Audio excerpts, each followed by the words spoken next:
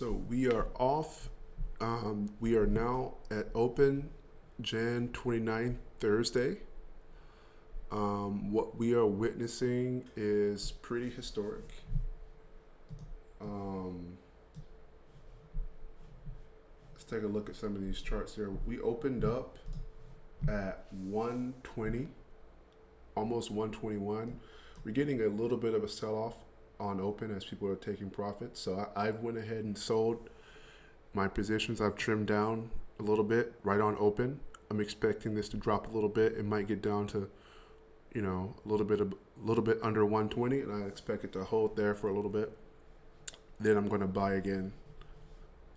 Same thing for gold. Gold got up to 56 overnight on open. It's pretty much held steady. I'm not expecting gold to drop too much, but I am expecting it to hold steady for a little bit. We might see it pop back up. We might see it just grind sideways for a bit as those institutional investors kick in. We can take a look, see if we see any chart patterns. This is no chart patterns just yet, but we can definitely see silver grinding higher towards 121. Although I'm getting it dropping down to 120 here. Here we're still seeing it about 121, so just a little bit different on each chart. But yeah, I mean, I predicted that we would get to 5,500 and 120 by today or tomorrow, and looks like I was correct. We did see that.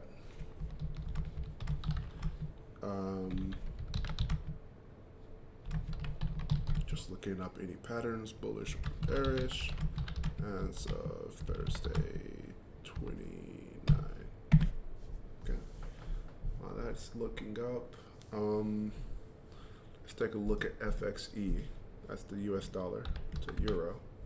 Let's take a look, see where that's at today. That's up. So that's telling us that the US dollar is still falling. When this goes up, the dollar goes down. So we're at 110. We're at 110 right now. Earlier it was somewhere around 90, 99, 97, 96. That was about a year ago. Spiked up to 106. We look at it just in the past 30 days or so, we've seen it go from 106 to 110, right? Yeah, but this is pretty impressive here. We've got a 120.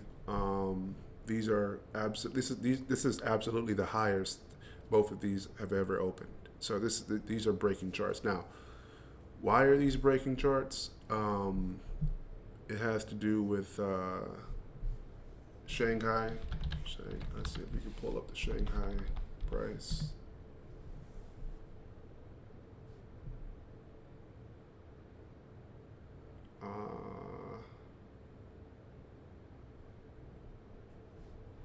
Shanghai dollar price. So we can pull that up.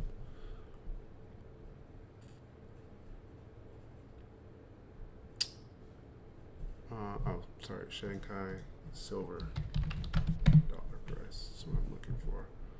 Shanghai metals.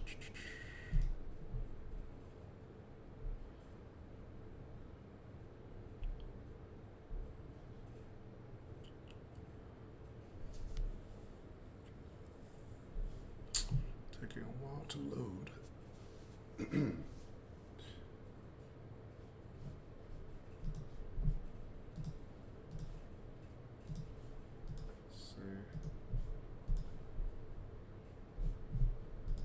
Yeah, here we go. 131. We've got the Shanghai price up to 130. So earlier, this was like 129. We've got this even. So 129 on what day is that?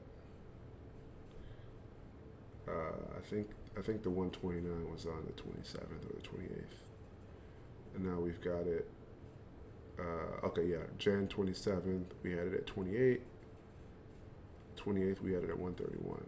So as of yesterday, it's 131. I'm expecting this to open up even higher today, or I should say tonight.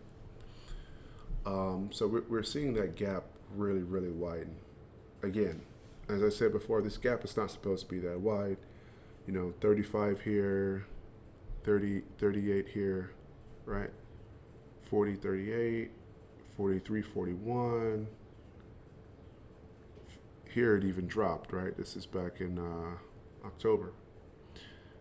52 Shanghai, 53 West. So, sometimes the gap is not even really there, right? But then all of a sudden, we got this bullish gap right here. Shanghai 82, Western market 75. That's when it really started to split open. Then we got this 103.93. That's a $10 gap. Now we're starting to see 131 to 115. That's a 15 or $16 gap there.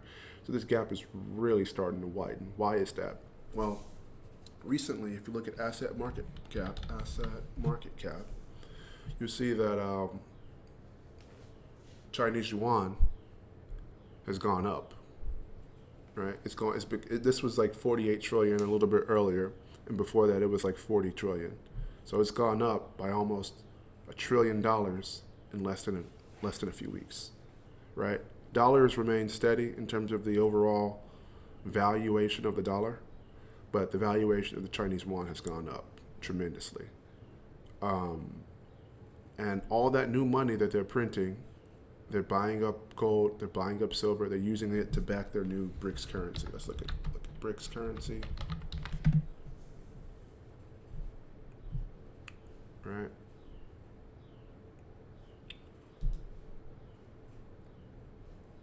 As you can see, the BRICS currency has a lot of precious metals in their vaults. They've got South American metals, they got South Asian metals, they've got Russian metals, and different Eurasian metals, right? They've got African metals. This is putting pressure on the dollar because what's happening is, some of these countries like South Africa, they control 70 to 80% of platinum and palladium exports, right? Brazil controls a lot of metal as well. China controls like 80 to 90% of rare earth metals and refining capacity of most metals, right? Russia has some of the largest metals deposits, if not the largest metal deposits on Earth in terms of total volume. Now, of course, most of that is trapped under the Siberia ice sheets, so it's hard to get to. But Russia is one of the top gold producers in the world, maybe top 5, top 3, something like that. So and India is one of the largest buyers of silver in the world and gold. So, I think there's a stat that came out that said Indian households have more gold than any other group of citizenry domestically. Not the government reserves, just gold sitting in people's homes. Jewelry, coins, stuff like that. So, what is this doing? This is putting so much pressure on the dollar. This new BRICS currency, right? So as you can see here, we've got Brazil, China, Egypt, Ethiopia, India, Indonesia, Iran, Russia, South Africa, United Arab Emirates. It started around 1998. They had their inaugural summit in 2009. They had a follow-up in 2011 where they expanded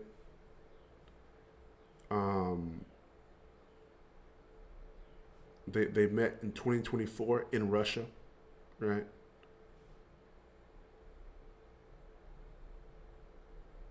And they've been advancing this de-dollarization to reduce the use of U.S. dollar and reserve currency. So let's take a look at de-dollarization.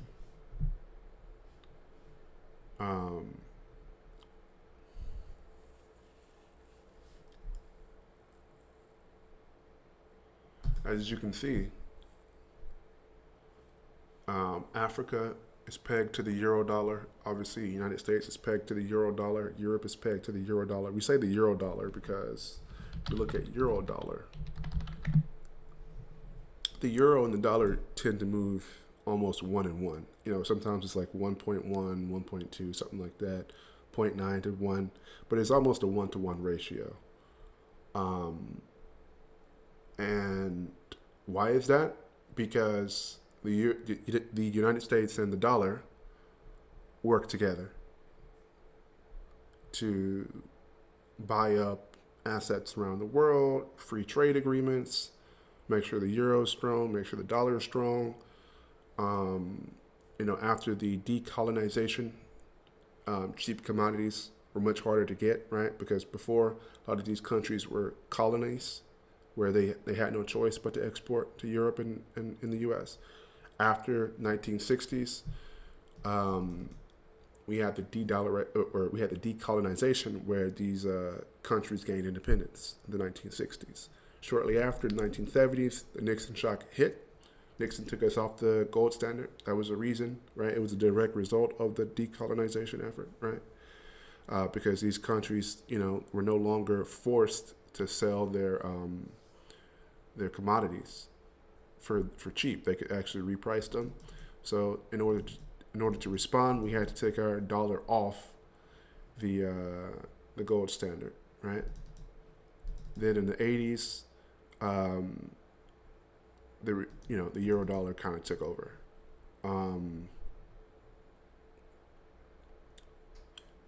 90% of all international loans were in euro dollars. This is in 1997, right? So if you don't know what the euro dollar is, go ahead and take a look. That is very important for the reserve status of the dollar. It allows the euro, Europe, the dollar, US, to work together with their central banks and their currencies to print and buy commodities in other countries. That's what it's used for. Now, what's happening now is that system is coming to an end with this new BRICS situation.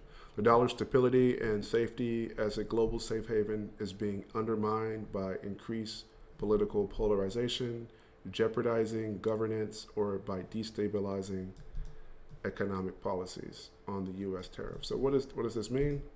It means silver is continuing to go higher. It means gold is continuing to go higher. Now, as I said, we opened up high. I expect it to drop below 120, 119. That's exactly what it's doing. The reason is, one, people are taking profits. That's happening. And two, institutional investors don't want us to go above 120, 121. They don't want that, right?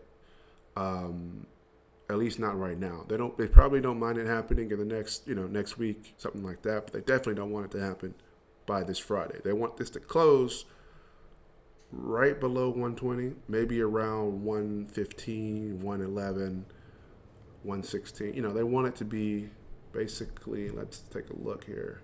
They want it to be about wherever this line is. This is where the banks want silver to close on Friday. They want it to close around 112. So I don't think they're gonna let it go up and stay up like that. They might let it go up a little bit, just so they can smash it back down and take your money.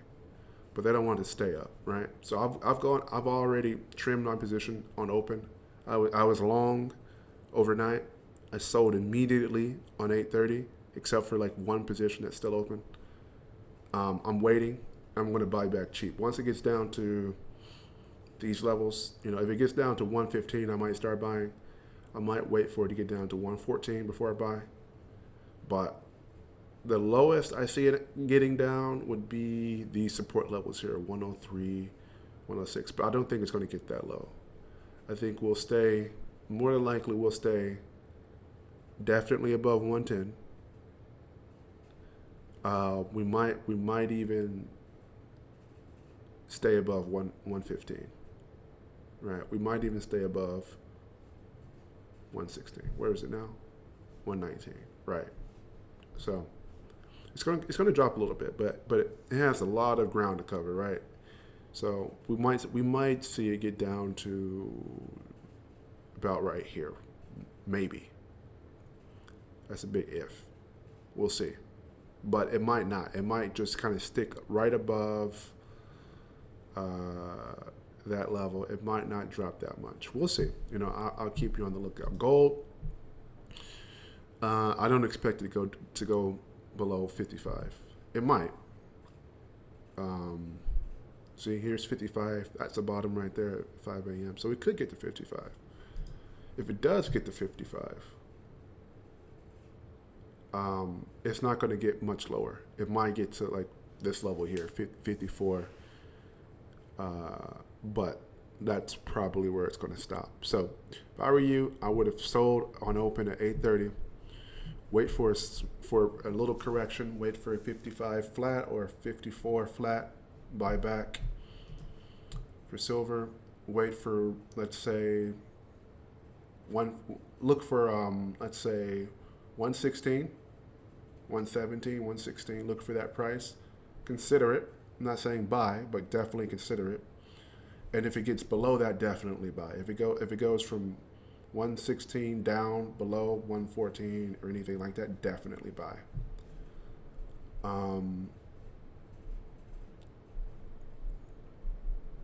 Yeah, so that's my update today. I'll keep you updated on price action.